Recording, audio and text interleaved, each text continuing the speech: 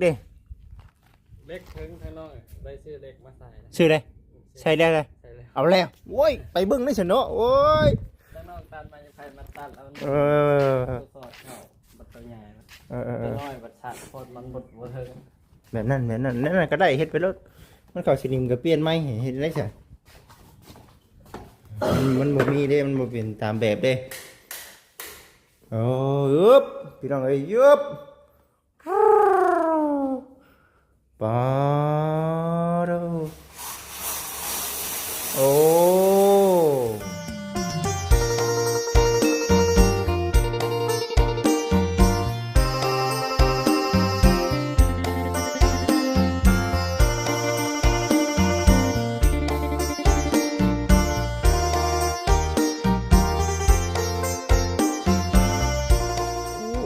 ยพี่น้อง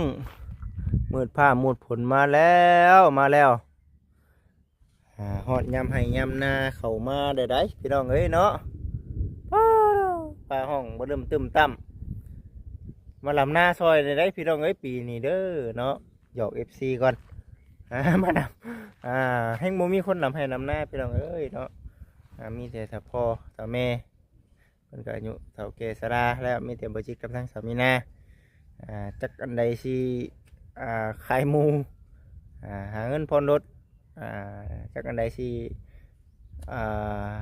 ลำให้ลำหน้าเนาะจึงว่าบืนอยู่พี่น้องเอ้ยเนาะจึงว่าจังใดก็ขอให้เฮ็ดให้ไรเนาะพี่น้องเนาะสิพยายามบืนเนาะบ่จิหนึ่งก็ได้เนาะเอากราบทักทายสบายดี FC ทุกท่านพ่อกับบ่จิตอุทุมพรนะเพื่อนชานบ้านช่องเนาะของทางน้องดาววันนี้ได้มาอัปเดตนะครับ FC ได้เบิ่งได้ชม FC เพิ่นก็ว่ามาอัปเดตเบิ่งทางน้องดาวในเด้อบ่จิตเด้อบ่ซั่นเป็นจังไดเนาะ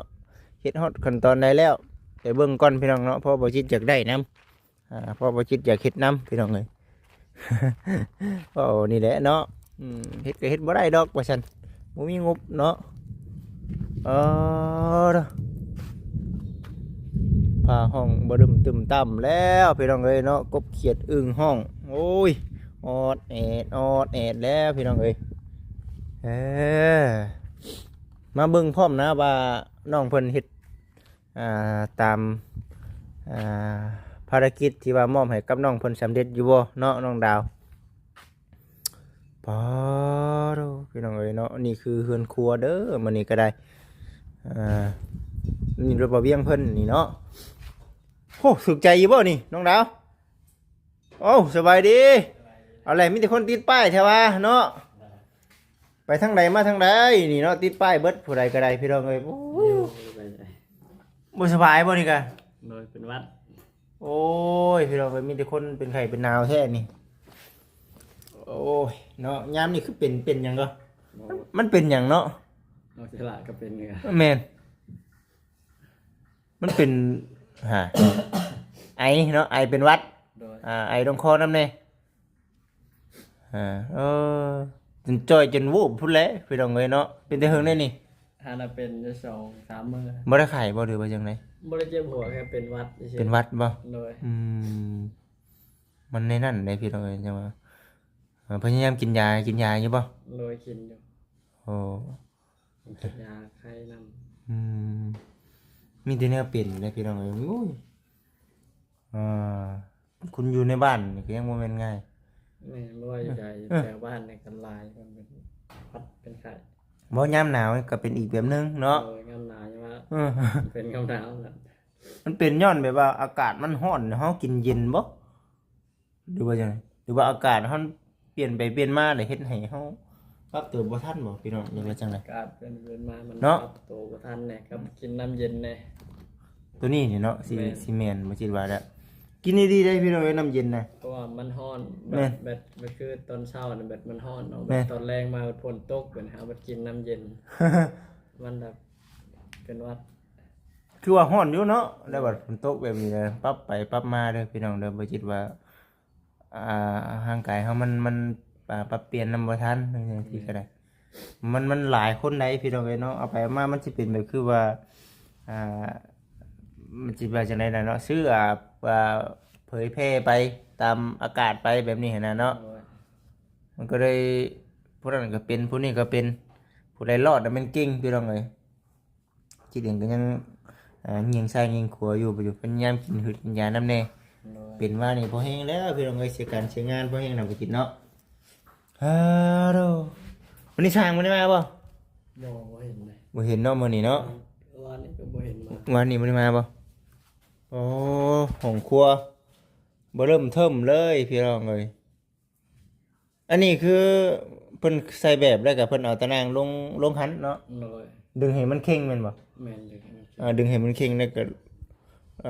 เอาปูนมาเทใส่บัดนี้เนาะ แม่น โอ้ถามสูตรได้พี่น้องเอ้ยเนาะ เทอมตะนางเลย โอ้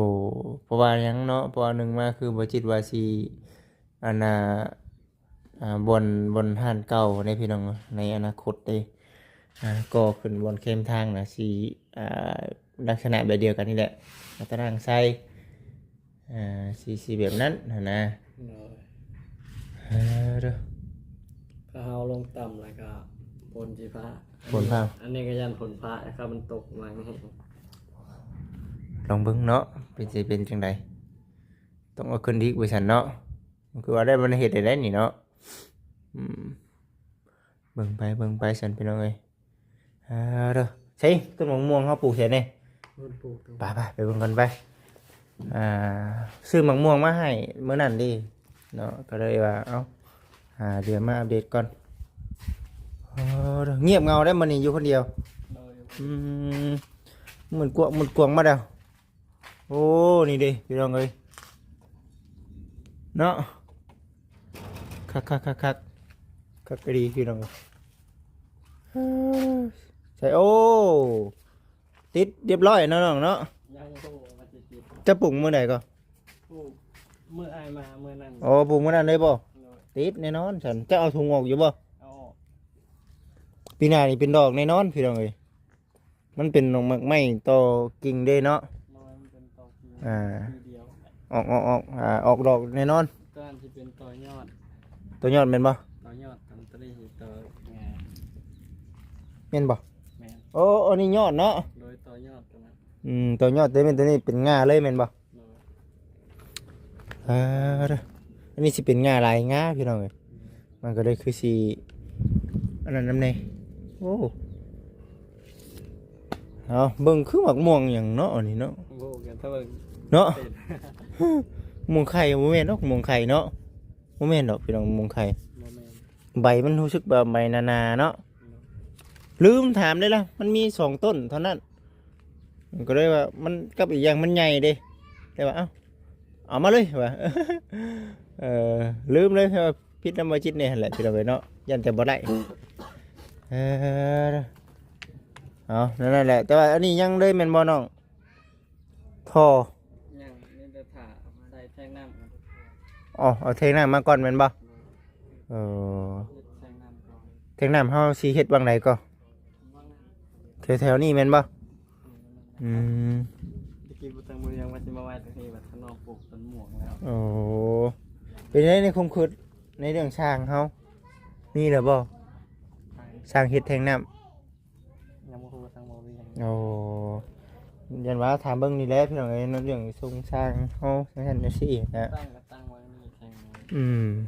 ก็โอเคอยู่ได้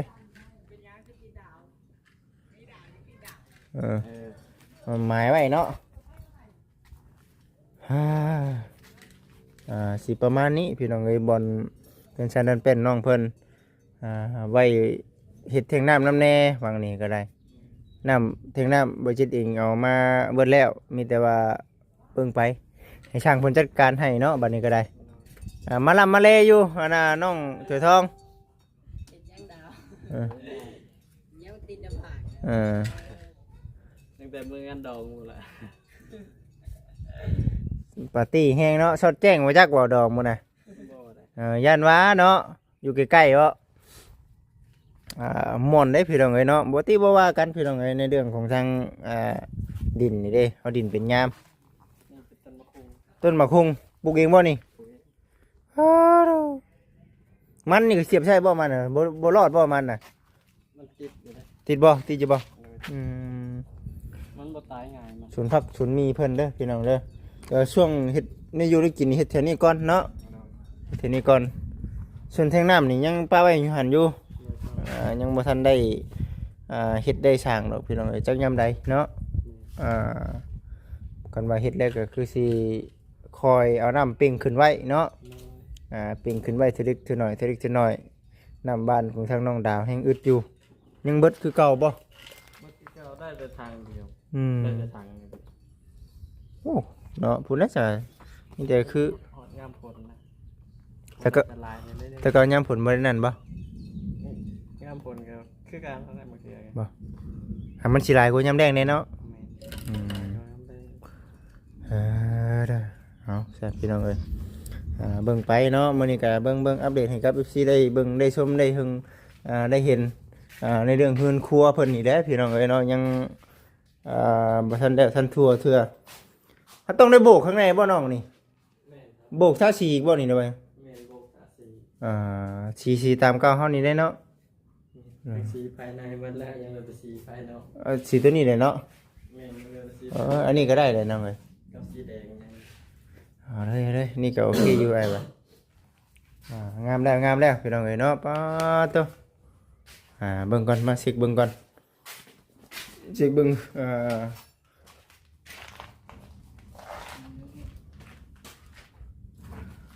เนาะ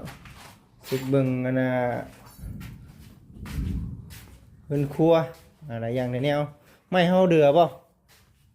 เดืออยู่บ่ เดือนเดียวมันบ่เป็นมันแตก บ่เป็นตาบ่โอ้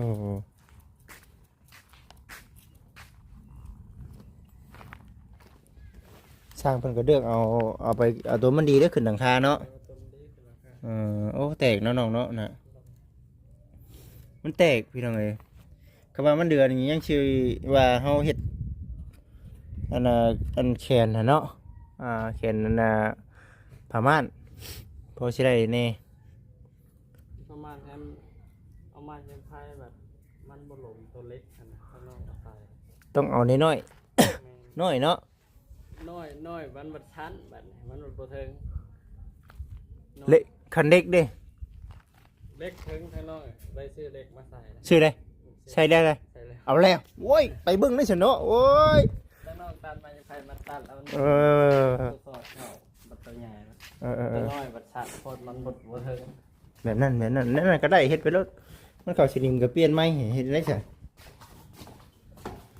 มันบ่มีเด้มันบ่เป็นตามแบบเด้โอ้ยึบพี่น้องเอ้ยยึบปาดโอ้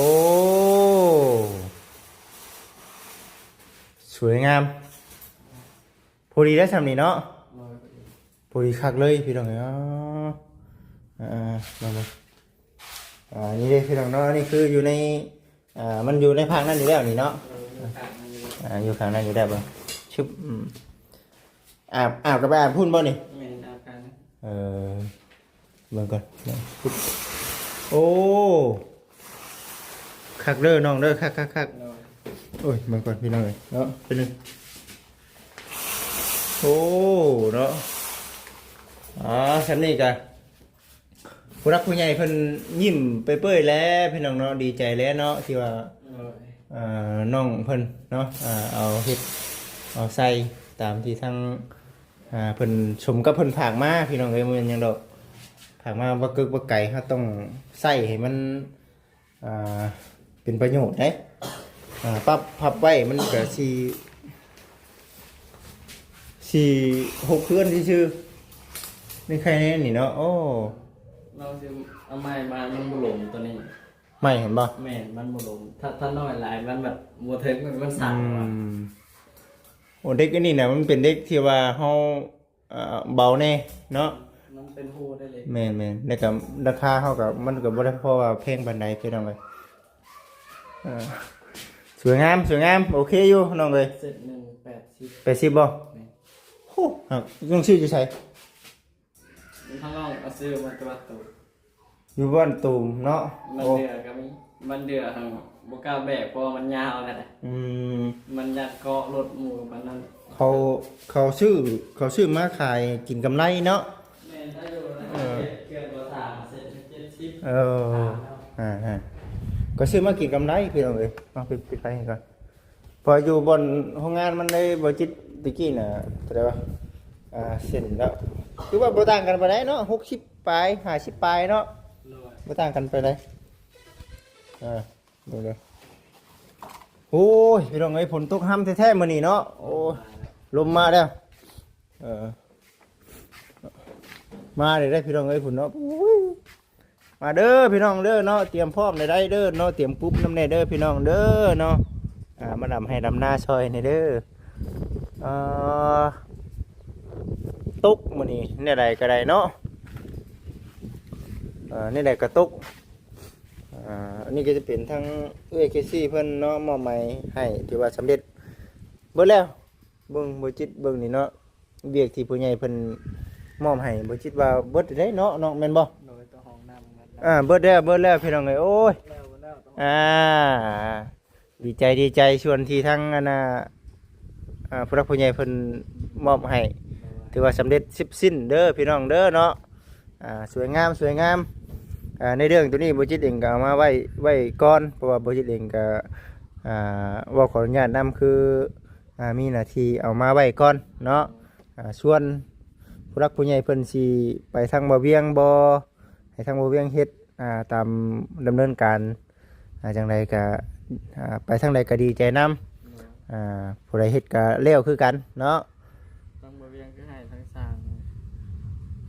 างพูดมันตัด คำนวณมึงแล้ว เสา โอ้ห่าน แล้วก็ทั้งสร้างพูดเป็นคณะแก่มา โอ้ห่านดีแล้วมีแต่ทางบ่จิตเองน่ะสำเร็จแล้วพี่น้องเอ้ยเฮือนชันดันเป็นของทางน้องดาวหน้าที่ที่ว่ารับมอบหมายเด้อพี่น้องเด้อเนาะสมบูรณ์แบบสวยงามตะกี้ก็คิดคำนึงนำโอ้ยยังโตแต่น่ะพม่านั่นแหละว่าฉันคิดไว้อยู่น้องเอ้ยคิดตัวนั้นแหละที่ว่ามันยังบ่ทันแล้วใครแน่เอาขอบมุกขอบใจน้องในไลน์ที่เฮ็ดให้มันแล้วเนาะทั้งไงก็คือก็สิบ่ได้คิดว่ายังตัวนั้นอันเดียวหั่นนะอันนี้ใครแน่น้องก็เฮ็ดให้มันสำเร็จแล้วมีแต่เฮ็ดเมื่อใดก็ วัน เฮ็ดเมื่อวานนี้เลยเมื่อวานนี่ภายในมาเมื่อวาน บ่มีเพิ่นมา มีไผมาเลยบ่เวียงเพิ่นเห็นได้นี่ ย่างนะ เนาะบ่จิตเจอช็อตเด้อพี่น้องเด้อนะ เก่ามาถ่ายอยู่แต่บ่ได้ให้เพิ่นฟัง บ่อยากเนาะคือคันบ่เห็นนี่ก็บ่ได้ถามนี่นี่คันบ่เห็นไม้แตกนี่ก็บ่ได้ถามนี่ถามไปถามมาเพราะว่าเด็กซื้อมาแล้วว่าซั่นโอเคอยู่พี่น้องเอ้ยเฮ้ยเนาะแบบนี้บ่มันจังเป็นไข้เป็นหนาวนี่พี่น้องเอ้ยเนาะจังหน่อยร้อนจังหน่อยหนาวจังหน่อยฝนอยู่แข่งไปแบบนี้เห็นนะมันตกทั่วฟ้าบ่หรือว่าจังใดเนาะตกบ่ทั่วบ่ทั้งบ้านตกบ่พี่น้องเอ้ยเนาะจังใดก็ได้พี่บ่เฮาหากินพี่บ่คำว่าไปหากัน ไปทางไหนก็ได้ไปทางนาเถอทองขี่รถจักรไปแล้วก็จอดไปเนี่ย ชนพุ่นก็มีเนาะ แม่น ชนพุ่นก็มี สวนนี่ก็มี เออ สวนใต้นี่ก็มี โดย แบบงามผลนะหาง่ายอยู่ผมกินมันก็พอได้ชื่อมันได้ สิบ่คือยามแดงเนาะแม่นบ่ คือทำได้ ยามแดงนี่ป้อพี่น้องเอ้ยซื้อดีได้ งามผลประเทศเอาไปหาเฮ็ดพอได้กิน เฮ็ดเนาะของน้ำมงน้ำไม้แน่ก็สบายกบเขียดเนาะมันก็สิคล้ายๆกลัวยามแดงเนาะยามแดงนี่โอ้น้ำไม้ซ้ำกรอบมือนี่ก็40 50เนาะมันแพงพี่น้องเอ้ยจังว่า หาง่ายแล้วนึง คุจินงจิโรปูปลาหน้าน้ำเนาะมันมีได้พี่น้องเอ้ยเนาะ นี่พอได้กินก็จะหา พอได้กินไปนั่นอันนั้นได้น้องของกินน้องได้มื้อนี้มีอยู่บ่ยังอยู่บ่มีอย่างแน่น่ะที่ว่ายังนะ ประตูครับน้องไก่ก็ยังปิดเป็ดไก่ยังลูกชิ้นก็ยัง ยังอยู่เนาะ เนอะมะกุ้งก็ยังหนึ่ง อยู่กินผู้เดียวพี่น้องเอ้ยเนาะมันสิช้ำได้จะมาสั่งเพิ่นมาเฮ็ดก็นั่นเทื่อที่กินน้ำกันนี่แหละเนาะ แม่นแต่เพิ่นมาเฮ็ดกับมีแต่เพิ่นได้เฮ็ดกินเพิ่นอยากให้เพิ่นเฮ็ดกินนั่น เฮ็ดไปรถเนาะแค่นี้ได้เดี๋ยวเพิ่นมาเฮ็ดเทือนเฮาพี่น้องเอ้ยเนาะ ทั้งนอกเห็ดบ่ได้เห็ดให้เพิ่นมากปานใดเพิ่นเฮ็ดกินเองว่า จัดไปรถติ แม่น จัดไปรถบ่ซั่น ถ้าให้ทั้งนอกเฮ็ดน้องบ่จะเขาเฮ็ด จะเฮ็ดไปได้ติ โดย เออ อยากได้เพิ่นเฮ็ดกินเอง จะดำเนินการเองรถได้เนาะอยากกินอะไรเฮ็ดไปตามนั้นโลดบ่ซั่น นั่นว่าเพิ่นอยากอันหนึงทั้งน้องเฮ็ดอันหนึงมันถึงปากเพิ่นอีก ใครแน่เนาะ โดย เอาซั่นเนาะถือว่าอดไปซั่นเนาะมื้อนี้บ่ได้กินแล้วซั่นเด้อเอ้ยเด้อเนาะย่านเพิ่นยากเพิ่นได้เนาะมื้อนี้ โดย 2มื้อได้แม่นบ่ แม่นวันนี้ก็บ่ได้เห็นมา แน่เท่านี้แม่นบ่กับตั้งมงกบนี่ดอก ตั้งครบไม่มีอีก อืม แล้วก็3โบกแล้วก็แทงน้ำว่าซั่น อ๋ออันนี้ แทงน้ำ อันนี้คืองานเพิ่นคือสิยังเฮิงอยู่ดอกเนาะ โดย เฮิงอยู่ดอกพี่น้อง